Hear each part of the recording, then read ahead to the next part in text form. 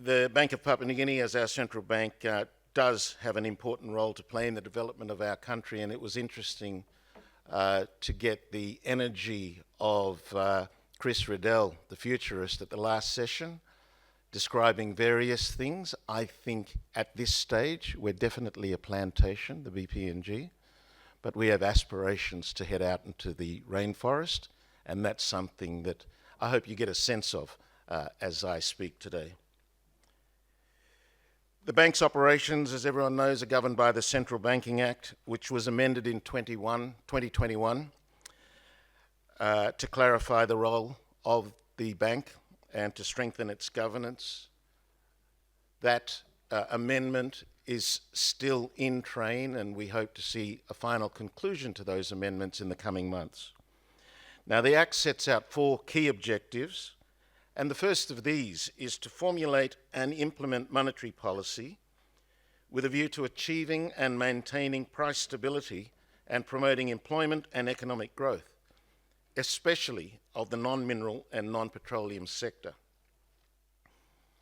Invariably, when we meet, much of the focus is naturally on investment in the extractive sector, but we know that this leads to a 2-speed economy and results in many of the challenges that the bank's facing today. Challenges that the board takes seriously. On that note, may I recognise and acknowledge the presence of the Bank of Papua New Guinea Governor Elizabeth Guinea and 2 of the bank's board members, Richard Kuna, the President of the CPA in PNG, and Mark Baker, former CEO of ANZ PNG. A personal highlight for me this year was to welcome a full board after 2 years of, I guess, challenge in terms of quorum. Along with Mark and Richard and Elizabeth, we welcomed other directors, including Sir Robin Fleming, the former CEO of BSP, former Treasury Secretary Diary Vele, KCH boss David Kavanagh, former RBNZ executive Michael Riddell, who coincidentally began his fledgling central banking career under Sir Henry Trorobert in the 80s in Papua New Guinea. So it's gone full cycle for Michael, and he does make wonderful contribution. And of course, the recently appointed Deputy Governor, Jeffrey Yabom. A perfect blend of industry, business experience, and technical experience. And this board composition puts us in a strong position to implement the much-needed reforms that will restore convertibility to our currency, make our monetary policy an effective tool for economic management, and improve services and inclusion for all of our citizens. Let me now discuss some of the current challenges and the actions that we're taking to address them. First, let me turn to monetary policy. The riots in Port Moresby earlier this year were deeply distressing and created uncertainty, economic loss, and the loss of jobs and services vital to our communities. In response, we reduced the Kina facility rate to 2% to help those affected, to help them recover. One small step as part of a strategy to get people back on their feet. We now find that the price of some of our key agricultural commodities are at record levels. Coffee prices are at their highest point since 2022, and cocoa is at the highest price in a decade with no signs of moderating. So the outlook for agricultural commodities over the next 18 months is very positive and encouraging, and we hope to see volume increases that take advantage of this and put more kina in the hands of our farmers. And higher international prices also put inflationary pressure on our economy. As you know, monetary policy is the tool the bank uses to fulfill its mandate of price stability. And as many of you will know, that tool has been far too blunt in PNG for far too long. A key reason for this is excess liquidity in the market. Simply put, the commercial banks in PNG are self-funded, and unlike in many other countries, don't rely on the wholesale market to fund their balance sheet. In the past year, we've introduced measures to remove liquidity from the market and make monetary policy a more effective tool for stabilising prices. In March this year, the board said that over the following 6 months, we envisaged a significant tightening in monetary policy and conditions to help manage rising inflation. We acted to tighten liquidity in 2 steps, namely 2 increases in what is for now our most effective instrument, the cash reserve requirement. That's resulted in the return of our government T-bill rates to those seen prior to COVID. And in time, we expect to see term deposit rates increase to more normal levels, with more competition helping to put forward pressure on rates. Just last week in Lae, the board agreed to raise the Kina facility rate to 3%. It's our most important signalling tool and demonstrates that we're comfortable with and actually want higher interest rate structure, which is normal for PNG. The board also reaffirmed our intention to begin issuing longer-dated auctioned central bank bills, and over time, this instrument will be a key part of a more market-oriented monetary policy implementation approach. Alongside effective monetary policy instruments, we must also consider adjustments in the exchange rate to dampen demand for imports. So let me now turn to foreign exchange. I'll start by noting that the current challenges we face have been building for over a decade, since the first attempts to peg our currency high were made as the last resource boom came to an end. These were to be temporary measures, but as we all know, they remain firmly in place, and one would argue for far too long. So the board's inherited a challenge. We simply can't continue to keep the currency artificially high. Foreign currency shortages have been a persistent handbrake on growth, leading to lower investment, reduced competition in key sectors, and ultimately higher prices. The IMF has estimated Papua New Guinea's economy would be $3 billion larger had we not introduced currency rationing in 2014. The wonders of hindsight. Much of that growth would have been in the non-resource sector. The restrictions have stopped our national companies from growing and has taken job and wealth from our citizens. Thanks to the ongoing restrictions, particularly related to resource projects, much of our export revenue is currently not repatriated to Papua New Guinea. Instead, it's held offshore, contributing to the accumulation of unmet foreign exchange orders with our commercial banks and our authorised foreign exchange dealers. In 2023, foreign currency inflows amounted to around $5.6 billion, in contrast to total export receipts of around $14 billion. So you might say that had more of that $14 billion been brought onshore, we'd be in a far stronger position this year. And those are the things that we can work towards. In 2023, we began a focus program to return the Kina to a convertible trading currency. This process has been slow and cautious and reflects the bank's deep understanding of the impact that currency movements have on both our exporters and our importers.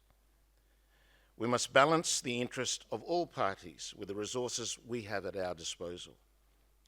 While in 2023 we more than doubled the amount of foreign exchange in the market, it was still nowhere near enough to satisfy unmet demand.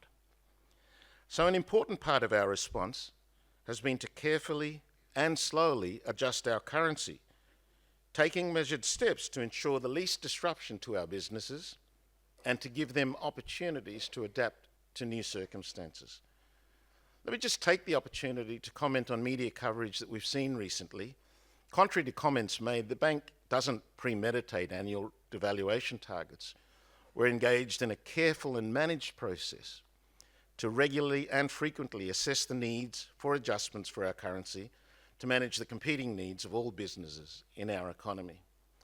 We do this prudently and without making any rational action. We know that the economic situation that we see today is not reflective of the situation that will be there in a few months' time, indeed, let alone a few years' time. As it is, the bank continues to intervene in the foreign exchange market to alleviate demand pressures and will continue to act with caution, with a careful eye on the benefits and costs of our actions. While outstanding orders remain at a monthly average of around 1.2 billion kina, the time in meeting these orders has been reduced to 4 to 6 weeks, and I hope you're seeing those changes in your business engagements with your commercial banks. Finally, I'll discuss how the government spending is affecting our economy. The total level of government debt is currently sitting at 57 billion kina, or 50.5% of GDP, of which around 31 billion kina is domestic and 26 billion kina external. To put this in perspective, coming out of COVID, Fiji's debt to GDP ratio is around 83% of GDP. In Indonesia, that ratio is 45.3%, and in Malaysia, 60.3%. So in of itself, not a remarkable statistic. The government has reined in spending. In this quarter, it was lower than this time last year by around 1 billion kina. In the 6 months to June 2024, the government recorded a surplus of 246.5 million kina compared to a deficit of 2.8 billion kina in the corresponding period in 2023. So fiscal policy appears to be working alongside monetary policy and foreign exchange management to help moderate inflation and stabilize our economy. We need to keep at it. So what next for the bank? Quite apart from the journey to currency convertibility, a major priority for us is modernizing our national financial backbone to support a diverse and thriving finance sector. We're pleased, very pleased, to see two new commercial banks entering our market. Congratulations to both Credit Bank and TISA Bank. We welcome the services and innovation that your two institutions will bring to the country. The National Banking Corporation, formerly People's Microbank, is also nearing the completion of their process to receive a commercial banking license. The launch of 3 new banks demonstrates a confidence and demonstrates a necessity in terms of more competition. Still, there is more to do to create an environment for greater financial inclusion, and this includes developing the backbone infrastructure that supports the growth of the financial services sector. We want as many new participants in our market that can support, and particularly ones with a focus on inclusion for those in rural and remote locations. We're looking carefully at our payments infrastructure and the role the bank plays in supporting the entrance of new participants, products, and services. We need to make sure we're ready for the innovations we can expect over the coming decade. And this also means it's time to bring some services to an end. Cheques are no longer used in many countries. They're subject to fraud, and there's a high cost on our commercial banks in verifying their authenticity and validity. The end of private sector cheques and the coming end of public sector ones will remove one costly overhead from the system and encourage our people to move to more secure methods of transaction. I'm pleased to note that we've had very few problems since we ceased public cheques a month or so ago, and the majority of the population has seemingly adapted very quickly to this change, as we do in Papua New Guinea. Going forward, we expect more use of biometrics, and our Financial Analysis and Supervision Unit has recently released guidance to help commercial banks use digital identity products. We can expect virtual cards and cardless transactions to replace physical cards, and smartphones will be used in even our remotest areas. At the Bank of Papua New Guinea, we are preparing for this digital future, this move from the plantation to the rainforest. And our board's determined to support management, to support our governor and management to deliver on this promise. There is no doubt this is a challenging time for our country. The global economic headwinds are currently not in our favour, but you can be assured that the board, the executive management, and the staff of the Bank of Papua New Guinea are working tirelessly to take us forward to meet our objectives for the benefit of the people of Papua New Guinea. Thank you all for your time today, and I welcome further discussion on these important topics. Thank you.